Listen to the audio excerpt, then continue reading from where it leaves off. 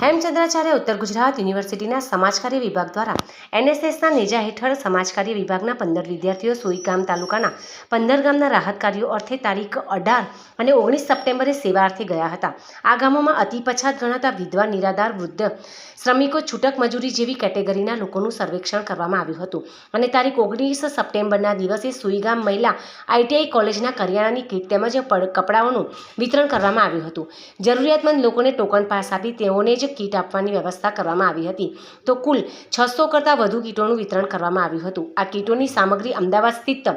ગોપાલ મહેક charitable trust દ્વારા કરવામાં આવી હતી. વિવિધ ગામોની મુલાકાતમાં ભરડાવા, જયોલા તેમજ મોતીપુરા, ગામડી જેવા ગામોમાં હજુ પણ પાણી ભરાયેલા છે. આ ગામમાં ટ્રેક્ટર કે પિકઅપ ડાલા સિવાયના સાધનો પ્રવેશ કરી શકતા નથી, પરંતુ પાણીનો વેર ચાલુ હોવાથી જેના નિકાલની વ્યવસ્થા પણ હજુ સુધી શક્ય બની નથી, જે રોગચાળા માટે ખતરાની ઘંટી સમાન છે. જે અંગે સરકાર અને લોકો સાથે મળીને પરિસ્થિતિને ખાળવી પડશે. સદર ગામોમાં પંખીઓ માટે ચણ તેમજ કૂતરાઓ માટે લાડુ અને ગાય અને પશુઓ માટે લીલો ઘાસચારો નીરવાની વ્યવસ્થા પણ સંસ્થાના કાર્યકરો અને સમાજકાર્ય વિભાગના એનએસએસના સ્વયંસેવકોએ કરી. કીટ મેળવવા આવેલા દરેક કુટુંબને ભાડા અર્થે 200 રૂપિયાની કેશ ડોલ પણ આપવામાં આવી હતી. હેમચંદ્રાચાર્ય ઉત્તર ગુજરાત યુનિવર્સિટીના સમાજકાર્ય વિભાગમાંથી એનએસએસ યુનિટ પૈકી 15 વિદ્યાર્થીઓ આજે સોઈગામના જે અતિવૃષ્ટિમાં જે વધારે સમસ્યામાં ઘેરેલા જે ગામો છે એ ગામોની મુલાકાત અને એનું આખું સર્વે કરી અને ખરેખર નીડી માણસો કોણ છે, જરૂરિયાતલક્ષી માણસો કોણ છે, એનું ગઈકાલે એમએસડબલ્યુના વિદ્યાર્થીઓ છે એ ગામોમાં ફર્યા અને જે ખરેખર નીડી માણસો છે જેમ કે વિધવા બહેનો છે, શ્રમિકો છે,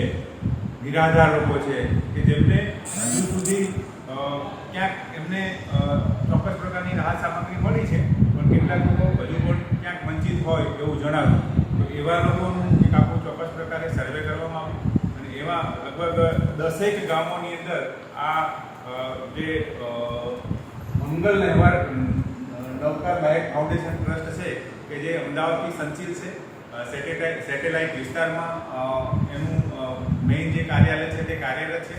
અને આ ટ્રસ્ટ દ્વારા ખરેખર બધી સેવાકીય પ્રવૃત્તિ અમદાવાદના જે ઝૂંપડપટ્ટી વિસ્તારો છે એ વિસ્તારોની અંદર ખાસ કરીને આંગણવાડી જે મહિલાઓ છે, મહિલાઓનું સીવણ વર્ક ચાલે છે, કમ્પ્યુટર વર્ક ચાલે છે, મહિલા સશક્તિકરણના પ્રોગ્રામ ચાલે છે. આવી જુદી જુદી વિવિધ પ્રકારની બહેનોને, બાળકોને એમને એ સક્ષમ બને એના માટેની જુદી જુદી પ્રવૃત્તિઓ ચાલે છે. સદર ટ્રસ્ટ દ્વારા આ સોઈગામના જે 10 ગામો છે એની અંદર પણ 1000 કરતાં વધારે કીટો છે એ લઈ આવવામાં આવે છે અને જેનું વિતરણ આજુબાજુના આજે 10 ગામોનું સર્વે થયું છે એ લોકો આજે પોતે જ અહીંયા આવશે, અહીંયા ભોજન લેશે અને આ કીટ લઈ અને એ પોતે છે તે સોમાનભાઈ પોતે પોતાના ઘેર પરત કરશે. એટલે આવું ઉમદા કાર્ય છે એ મંગલ નવકાર મહેક ફાઉન્ડેશન ટ્રસ્ટ છે એ કરી રહ્યું છે. આદરણીય મુકેશભાઈ અને વીરભાઈ સાહેબ કે જેઓ આ કાર્યની અંદર ગઈકાલથી ખડે પગે છે, એમની આખી ટીમ ખડે પગે છે અને